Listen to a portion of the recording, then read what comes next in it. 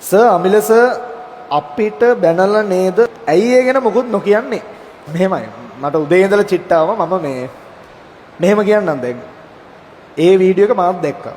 Technology මෙහෙමයි කියලා දාලා තිබ්බ එක මාත් දැක්කා. ඒක දැක්කට පස්සේ මම කල්පනා කරා ඇයි මෙහෙම උනේ වගේ එකක් කල්පනා කරලා ඊට පස්සේ ආය ආපස්සට බලද්දි මම දැක්ක WhatsApp එකේ voice එකක් දාලා තිබ්බා අමිල සර්. අය මෙන්න මෙහෙම වීඩියෝ එකක් ෂෙයා වෙනවා. ඒක ගැන මොකුත් හිතන්න එපා. පන්තියේ මෙහෙම සිද්ධියක් වුණා. ඒක නිසා මට මෙහෙම කියවුණා. ඒක තමයි කට් කරලා දාලා තියෙන්නේ. ඒක සමස්ත සිද්ධිය දන්නකට තේරෙනවා මොකක්ද දෙතන උනේ කියලා මට විස්තරය කියලා තිබ්බා. ඉතින් මම ඔයාලට විශේෂයෙන්ම කියන්න ඕනේ මම දැක්ක ටෙක්නොලොජි ළමයි සෑහෙන්නේ ප්‍රශ්නෙට මැදිහත් වෙලා ඉන්නවා.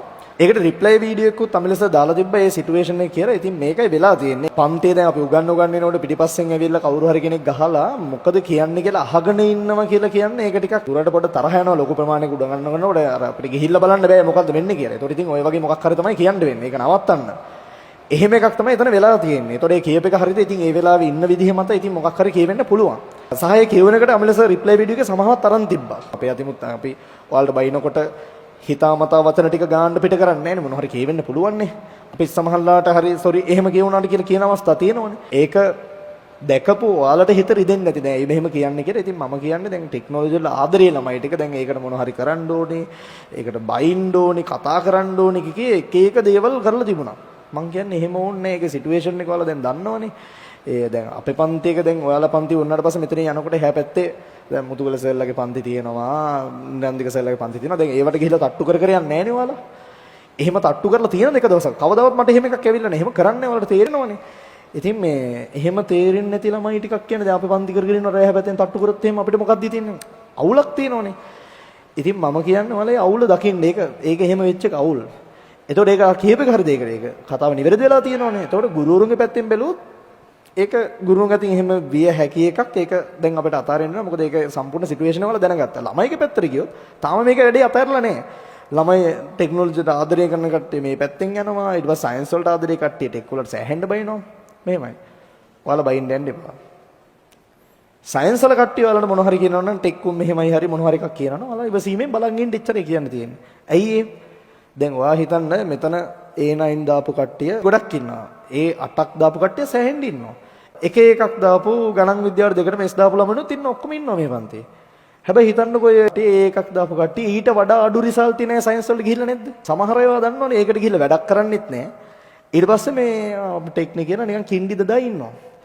මෙහෙමයි ඒක අර විෂය තෝරා ගැනීම මත අර පොරක් වෙන්නේ නැහැ.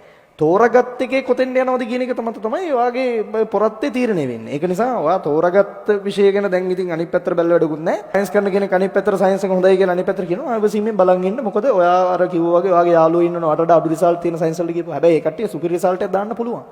එහෙම අඩු රිසල්ට් දාලා ඒක එකක් නැතුව ගිහලා හොඳ රිසල්ට් දාපුවා ඉන්නවා. ඒකද ඒ ලෙවල් වල කැපකිරීම මත. හැබැයි දැන් මම මගේ ජීවිතෙන් උදාහරණ කියන්න මාත් එක්ක ඒ ලෙවල් වලට මට වඩා හොඳ රිසල්ට් තිබ්බ දෙන්නෙක් විතර හිටියා. අපේ ඒවා බලලා අනම්මනම් කී හිටියා. දැන් අහසයි පොළොවයි වගේ අපිත් එක්ක. ඒත් තේරෙවල නිහඬව බලාගෙන ඉන්න ඔයාලා එහෙම කියනවා නම් කවුරු හරි කෙනෙක් ඔයාලා මේක ඇතුලේ කරලා පෙන්වන්න අනිත් අයට කරන්න බැරි දේවල් ටෙක්නොලොජි ළමයිට කරන්න පුළුවන් කියලා කරලා පෙන්වන්න. එච්චරයි.